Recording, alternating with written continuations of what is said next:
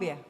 Hablando de Colombia, también vamos a presentar a nuestra compañera Norma Enríquez, socióloga, especialista en derechos humanos del Comité de América Latina y del Caribe para la defensa de los derechos de la mujer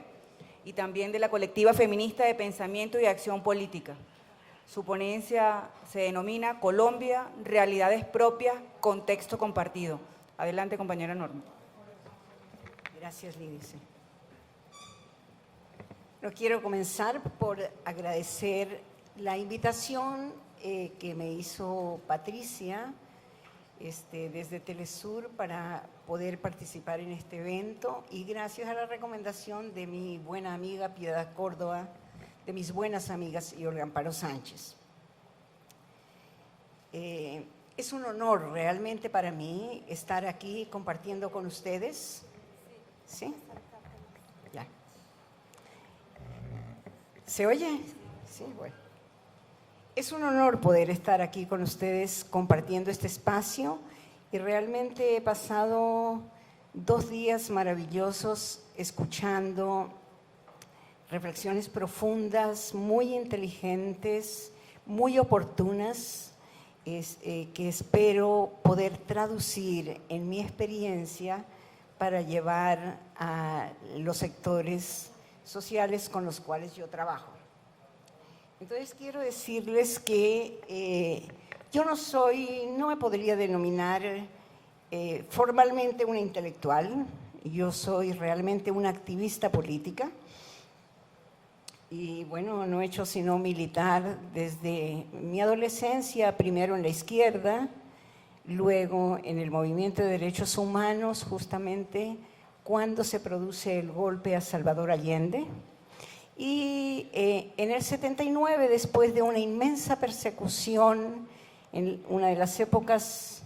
más oscuras dentro de la oscuridad que hay en Colombia, que fue la época de Turbay Ayala, donde la solidaridad mostrada por unas compañeras, en mi caso personal, me llevó a conocer y empezar a entender lo que era el feminismo. O sea, desde 1979 soy una militante feminista, y es una de las militancias de las que me siento más orgullosa. Pero también por estas cosas de la vida, es decir, por responder a los momentos históricos. En los años 90, junto con compañeros provenientes del Comité de Derechos Humanos en Colombia, empezamos a tratar de buscar una salida a este doloroso conflicto armado que nos ha afectado a las y los colombianos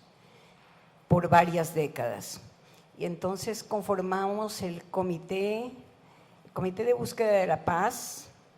y luego fuimos los creadores de la Asamblea Permanente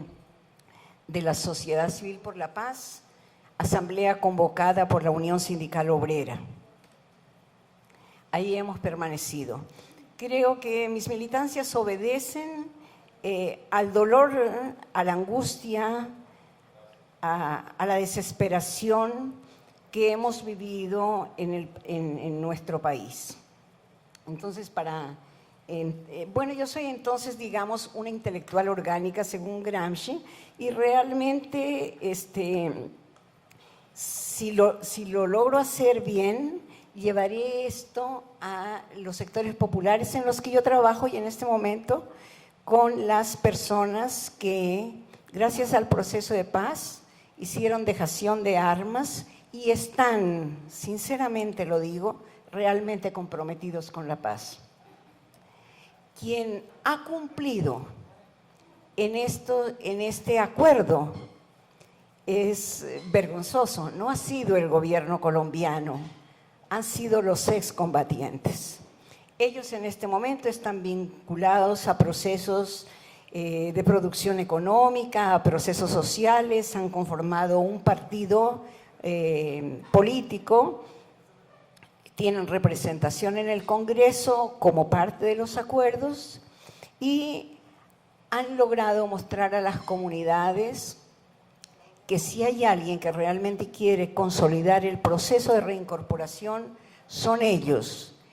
y que son las comunidades quienes están en la posibilidad de abrirles camino y de aceptarlos independientemente de los incumplimientos, de las posturas y del doble discurso que desarrollan el gobierno actual. Entonces, siguiendo a Freire y a quien fuera mi decano en la Facultad de Sociología, Orlando Falsborda, con la investigación Acción Participativa, y a Boaventura de Sousa en esta cuestión del diálogo, del diálogo de saberes, el trabajo que he realizado y seguramente el análisis que intento hacer se ubica en estas corrientes de pensamiento. Entonces, lo primero de lo que quiero hablar para caer en lo de Colombia realmente tiene que ver con la coyuntura. Para toda la izquierda ha sido muy ilusionante ver el despliegue, la movilización, la fuerza, la convicción y las solidaridades que se han dado en estas manifestaciones masivas que podrían percibirse como insurreccionales. Mientras la prensa y el gobierno habla de algunos miles de personas, como 300.000 o 200.000, y la ministra del Interior incluso habla que en algún momento ha bajado el 70% de la participación en las movilizaciones, los que percibimos, no sé si desde la emoción, pero quiero creer que no, porque participamos en ellas, porque las seguimos, porque no podemos estar en todas, ya que se están produciendo en decenas de ciudades en el país. No es solo Bogotá, ni Cali, ni Medellín, ni Barranquilla, ni las ciudades intermedias. Es en muchas ciudades de todas las regiones del país donde la gente se está haciendo presente. Y han confluido, es realmente una confluencia multiclasista, con diferentes afectaciones, pero que empieza a demostrar que es capaz de sentir empatía por las necesidades de los otros. Realmente el papel protagónico de los jóvenes estudiantes, de la minga indígena, de los afrocolombianos, de los campesinos, de los trabajadores, de las mujeres, que no las puedo dejar, el movimiento social de mujeres, liderado por supuesto por las feministas, pero el movimiento popular de mujeres, el movimiento amplio, todos han confluido y se me han quedado algunos atrás, por ejemplo, el de los adultos mayores, de los cuales yo también hago parte, luchando gracias a que se han dado cuenta que la calidad de vida ha ido desmejorando ostensiblemente, especialmente en estas últimas 3 décadas, pero en las 2 de este siglo, la desmejora en la calidad de vida, la pérdida de derechos económicos, sociales y culturales, pero también la constricción de las libertades ha aumentado de manera tal que la gente empieza a sentir, pese al miedo en el que hemos vivido todos los y las colombianas, que tenemos que hacer algo, que tenemos que salir, que tenemos que manifestarnos, pero también que tenemos que confluir. ¿Qué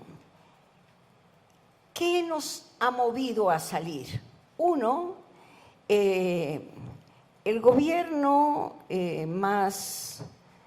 violento, agresivo, es decir, donde se ha ejercido perceptiblemente una violencia de Estado, con el señor Uribe Vélez a principios del siglo, y el actual, han hecho que la gente pueda constatar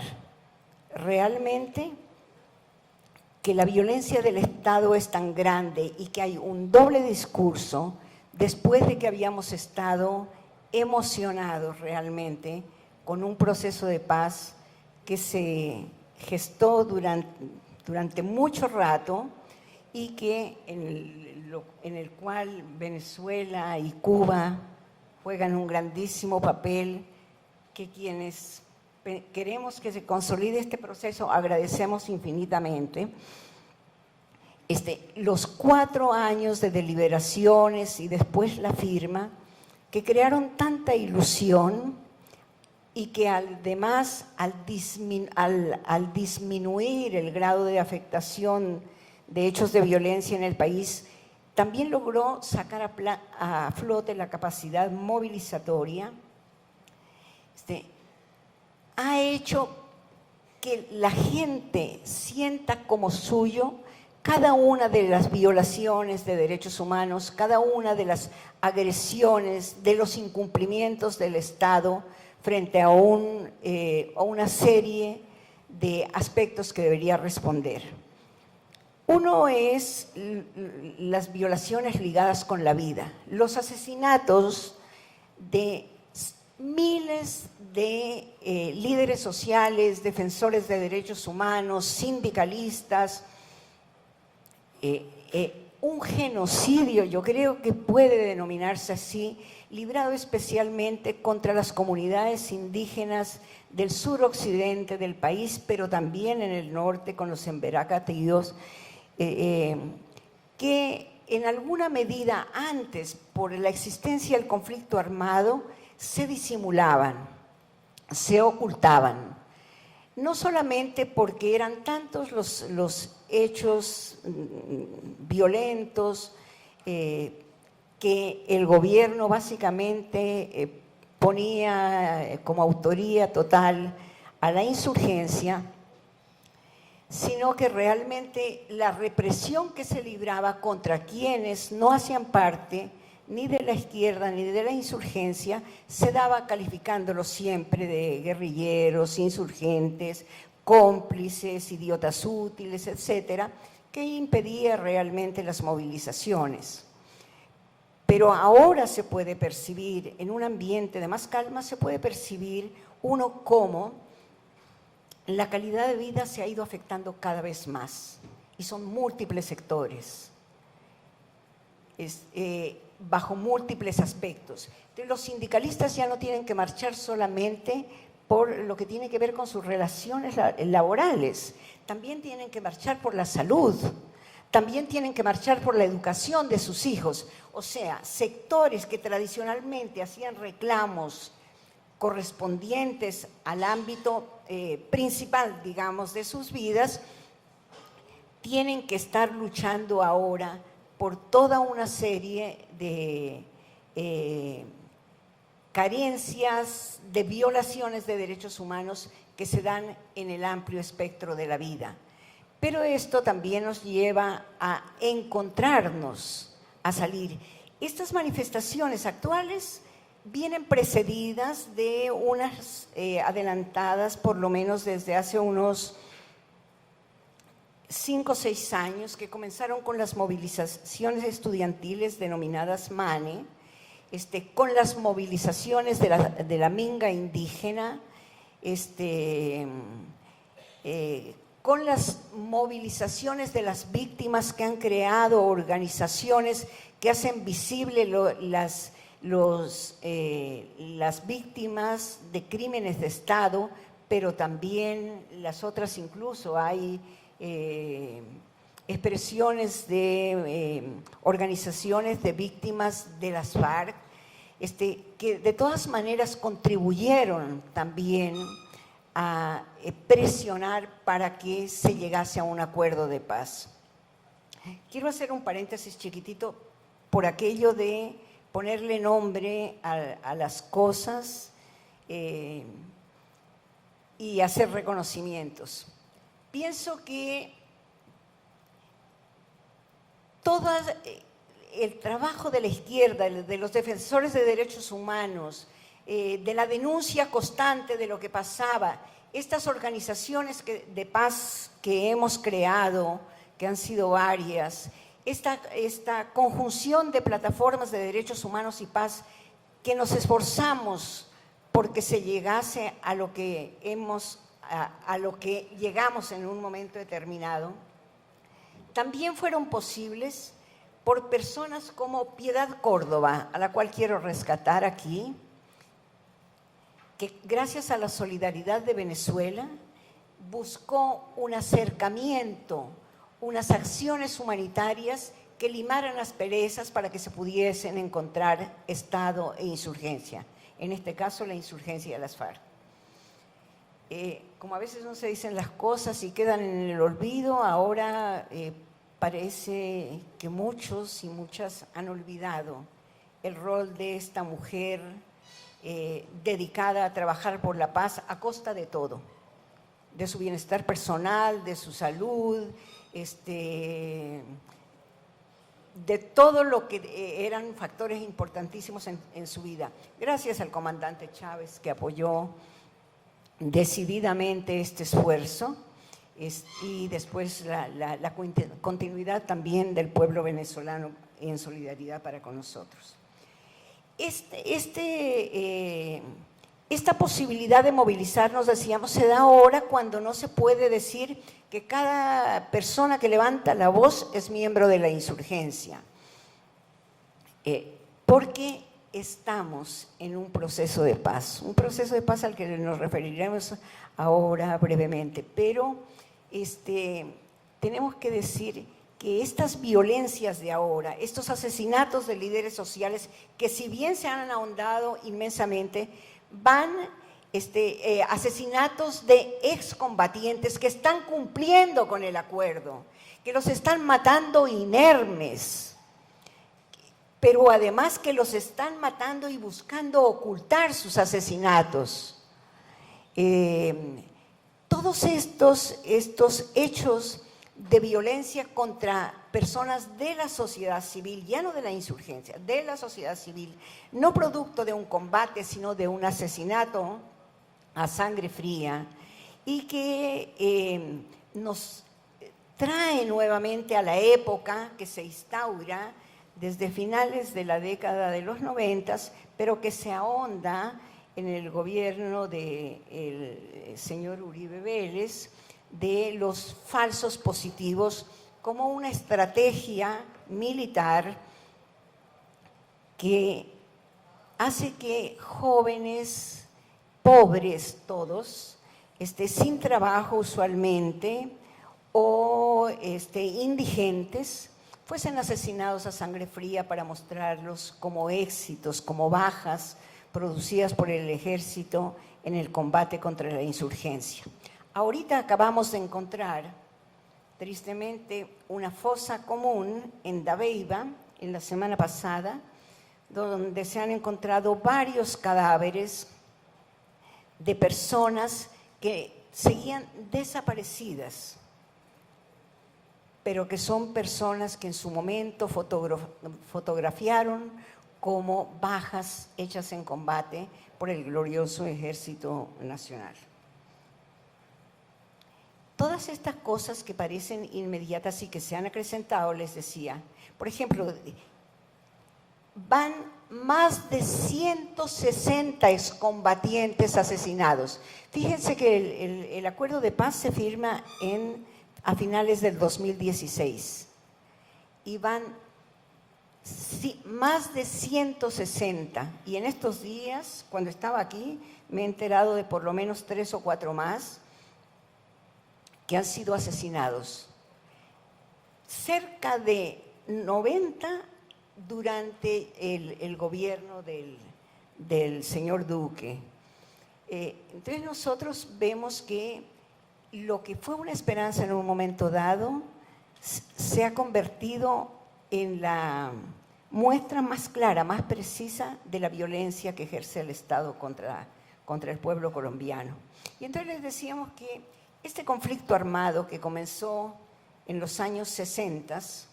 un conflicto armado insurgente, primero con la FARC, al año siguiente el ELN, luego el EPL, el M-19, PRT, Quintín Lame, como algunas de las expresiones insurgentes, unas de las cuales firmaron acuerdos de paz en los 90s, la FARC ahora en el 16, después de un proceso de 4 años que permitió aclimatar unas nuevas formas de relacionamiento, pero también unas nuevas formas de manifestarse por aquello que sentimos que nos falta en un país profundamente desigualitario, el segundo más desigual de América Latina. Yo creería que es el primero, pero bueno, lo que dicen las cifras es que el segundo más desigualitario de América Latina, con un crecimiento exponencial de la pobreza y de la pobreza crítica. Este conflicto armado, decíamos, que comienza hace más de medio siglo, estuvo precedido por la violencia liberal conservadora. O sea, Colombia es un país realmente, yo sé que todos y todas hemos conocido la violencia en América Latina, pues hemos sido descubiertos primero y colonizados en forma muy violenta, pero Colombia ha persistido. No salimos realmente de estas expresiones de violencia. Y yo sí quiero insistir algo, es que la violencia se empezó a producir desde el poder, desde el Estado. La insurgencia es una respuesta, no es la causa. La insurgencia es una respuesta a la expoliación, a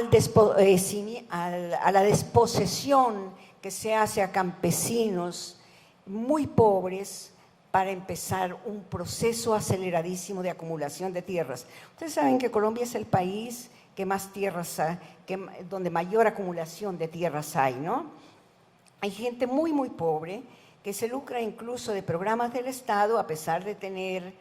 4 bancos, 2 cadenas de televisión, 2 diarios de circulación nacional, y que hace parte de los programas para campesinos pobres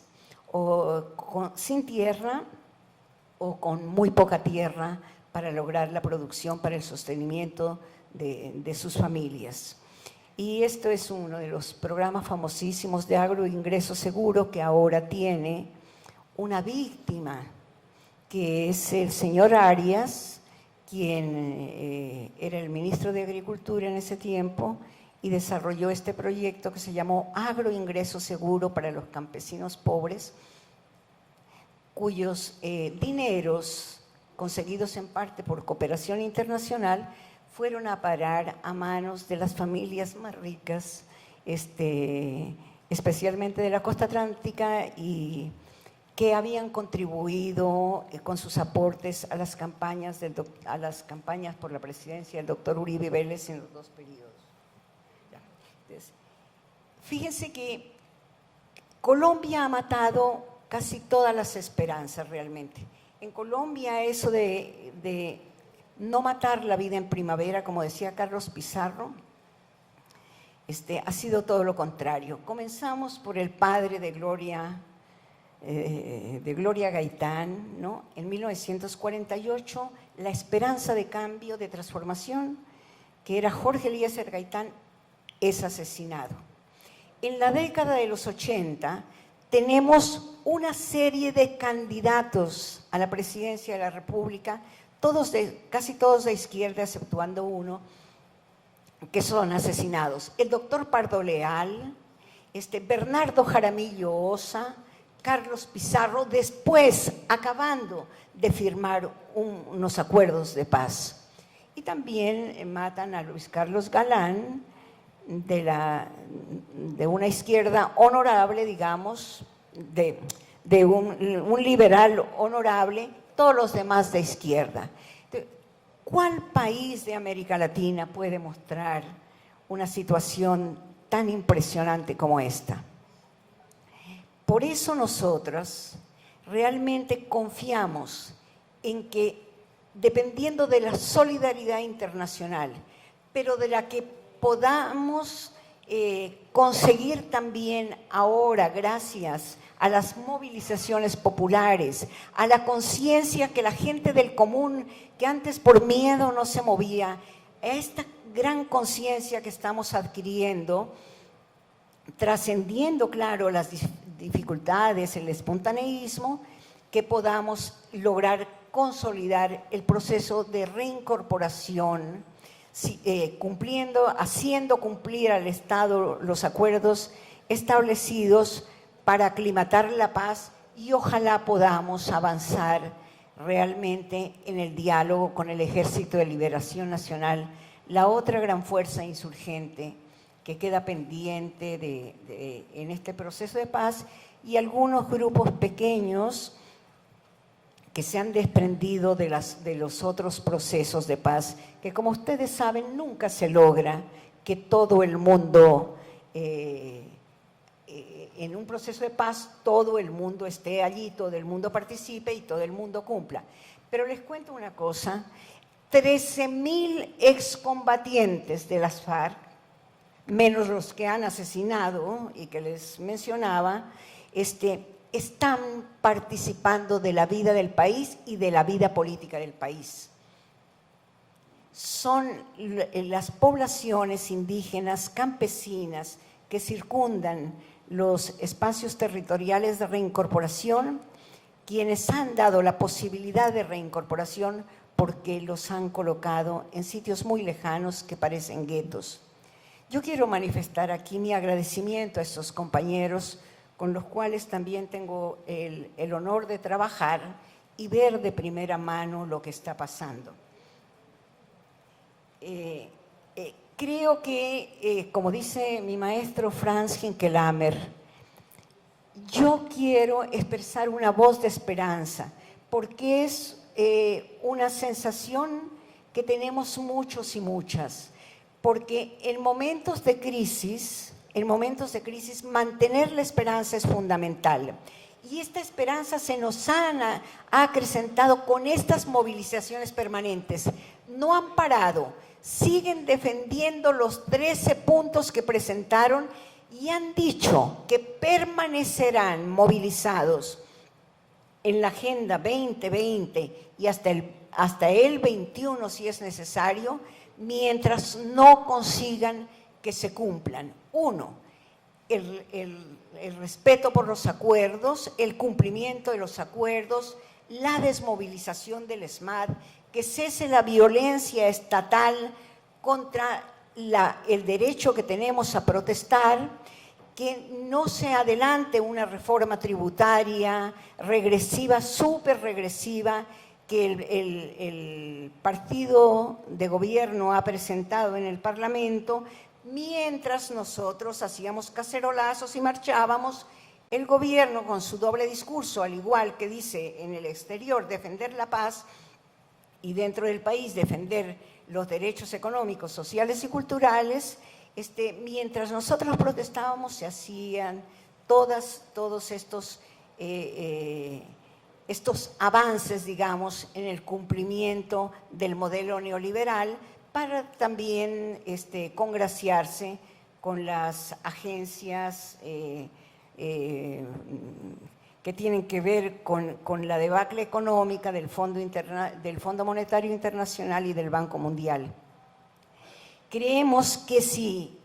acogiendo todo esto que ustedes nos han enseñado aquí y con lo que se está reflexionando allá, de superar la improvisación,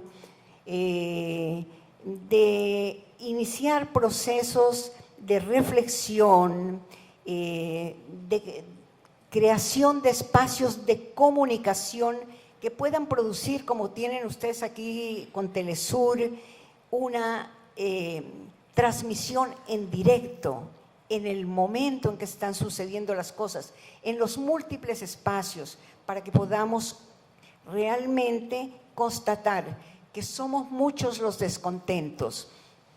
que somos millones los que queremos cambios, que Colombia puede salir adelante no por imitación, como intentan decir desde el gobierno nacional, o porque el castrochavismo está fomentando esta insurrección, sino también porque somos ahora más conscientes y podemos expresar nuestra molestia. Y si logramos superar la fragmentación de la izquierda, si trabajamos para desarrollar un programa y unas estrategias y logramos sumarnos, no solamente llamar a la solidaridad internacional para con nosotros, sino sumar nuestra fuerza a la solidaridad internacional para que Latinoamérica pueda cambiar, creo que podemos hacer realidad este llamado del fondo, del foro Social Mundial de que un mundo mejor es posible.